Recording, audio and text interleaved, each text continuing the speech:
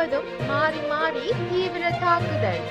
ஈரானின் அணுசக்தி திட்டத்துடன் தொடர்புடைய தெஹ்ரானில் உள்கட்டமைப்பு தளங்களை குறிவைத்து இஸ்ரேல் மீண்டும் தொடர்ச்சியான தாக்குதல்களை நடத்தியுள்ளதாக வெளிநாட்டு ஊடகங்கள் செய்தி வெளியிட்டுள்ளன. இந்த இலக்குகளில் இராணிய பாதுகாப்பு அமைச்சின் தலைமையகம் மற்றும் பாதுகாப்பு கண்டுபிடிப்பு மற்றும் ஆராய்ச்சி அமைப்பு ஆகியவை அடங்கும் என்றும் இஸ்ரேலிய ராணுவம் தெரிவித்துள்ளது. இஸ்ரேலிய தாக்குதல்களில் தலைநகரில் உள்ள ஷஹ்ரான் எண்ணெய் கிடங்கு சேதமடைந்ததாக தெஹ்ரான் எண்ணெய் அமைச்சகம் தெரிவித்துள்ளது.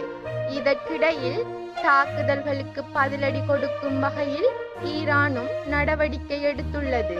அதன்படி இஸ்ரேலை குறிவைத்து ஈரான் புதிய ட்ரோன் மற்றும் ஏவுகணை தாக்குதல்களையும் நடத்தியுள்ளதாக வெளிநாட்டு ஊடகங்கள் செய்தி வெளியிட்டுள்ளன. இதற்கிடையில் இஸ்ரேலிய பிரதமர் பெஞ்சமின் நெதன்யாகுவும் தனது பாதுகாப்பு அமைச்சரவையை கூட்டியுள்ளதாக கூறப்படுகின்றது. இஸ்ரேல் ஈரானிடமிருந்து மீண்டும் ஏவுகணை தாக்குதல்களை எதிர்கொள்ளும் நிலையில் நெதன்யாகு பாதுகாப்பு அமைச்சரவை கூட்டத்தை கூட்டியுள்ளதாக வெளிநாட்டு ஊடகங்கள் செய்தி வெளியிட்டுள்ளன.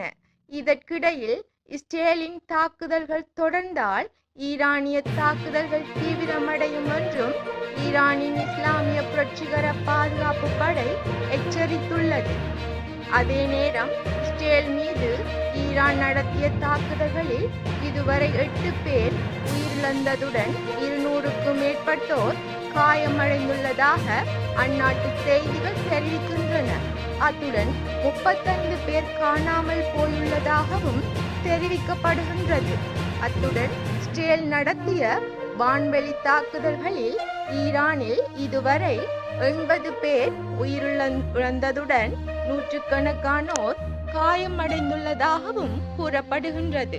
இது போன்ற முக்கிய செய்திகளை உடனுக்கு உடன் அறிய நியூஸ் தமிழ் ஸ்டார் சேனலை சப்ஸ்கிரைப் செய்யுங்கள். நன்றி.